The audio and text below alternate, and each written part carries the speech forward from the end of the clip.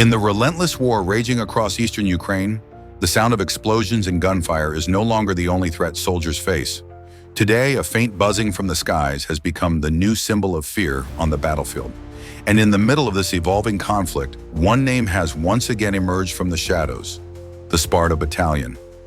This pro-Russian separatist unit, known for its brutal and highly effective operations, claims to have destroyed 2 Ukrainian armored vehicles, one MaxxPro supplied by the United States and one Kozak built in Ukraine, in a precisely planned strike near Dimmitrov and Novi Donbas. But this isn't just another battlefield success story.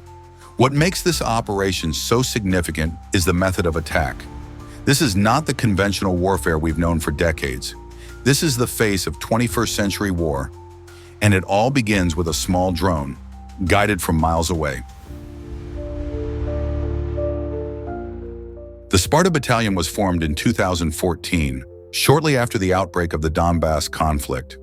Made up mostly of pro-Russian separatists and battle-hardened veterans, they are known as fearless frontline fighters, specialists in urban warfare and direct assaults, with a reputation for discipline and precision. Their name, inspired by the legendary Spartan warriors of ancient Greece, symbolizes strength, courage, and unwavering loyalty. Over the years, Sparta has been involved in several key operations, from the brutal battles for Donetsk airport to sabotage missions deep behind enemy lines. Now they're proving their capabilities once again, but this time with a far more sophisticated and unpredictable strategy.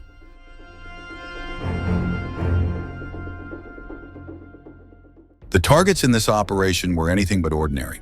The MaxxPro is a mine-resistant ambush-protected vehicle manufactured in the United States. Designed to survive roadside bombs and improvised explosive devices, it's one of the most valuable assets in Ukraine's arsenal for transporting troops and conducting patrols in contested zones.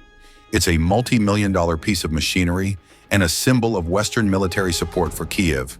The Kozak, on the other hand, is a domestically produced Ukrainian tactical armored vehicle. While not as heavily armored as the MaxxPro, it's fast, highly maneuverable, and built to operate effectively on difficult terrain.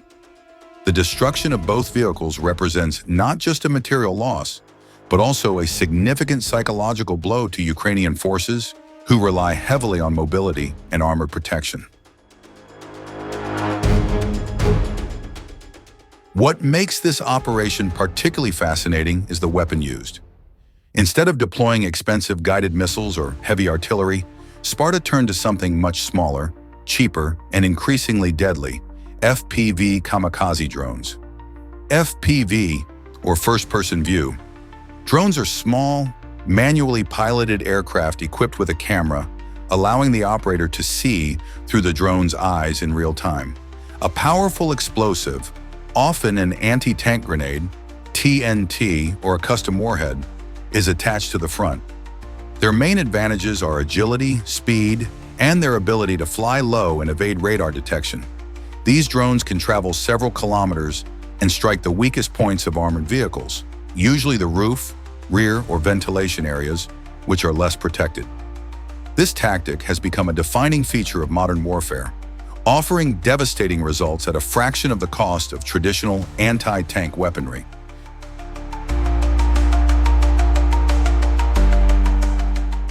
According to field reports, the operation began early in the morning when Sparta's reconnaissance units launched surveillance drones to track Ukrainian troop movements. They identified 2 armored vehicles moving along a supply route in an open area near Dimmitrov. This information was quickly relayed to the strike team. Operators prepared the FPV kamikaze drones from concealed positions several kilometers away, wearing FPV headsets to control the drones as if they were flying them firsthand. Once the targets were within range, the first drone was launched. It flew low, hugging the terrain to avoid detection, and sped toward the MaxxPro. Within seconds, it dived onto the vehicle's roof and detonated with a powerful blast. The heavily armored MaxxPro was immediately disabled and left immobile. Moments later, a second drone was launched, this time targeting the Kozak just a few hundred meters away. Another precision strike followed. A massive explosion engulfed the vehicle, leaving it in flames and completely inoperable. Although these claims have not been independently verified, the operation highlights a fundamental shift in modern military strategy. In the past, destroying a heavily armored vehicle like a MaxxPro required costly guided missiles or large-scale artillery strikes. Now, a small drone worth just a few $100s can achieve the same result, with far less risk. The attack also exposes a critical vulnerability in traditional armored vehicles. Despite their heavy plating, most are not designed to withstand attacks from above. FPV drones flying low and striking from unexpected angles can penetrate weak points and turn multi-million-dollar machines into scrap metal within seconds. Beyond the physical destruction, the psychological impact is enormous. Ukrainian troops must now remain constantly alert for threats from the sky, silent, invisible, and potentially lethal. For Russian and pro-Russian forces, this proves that tactical creativity and technological adaptation can counter even the most advanced Western hardware.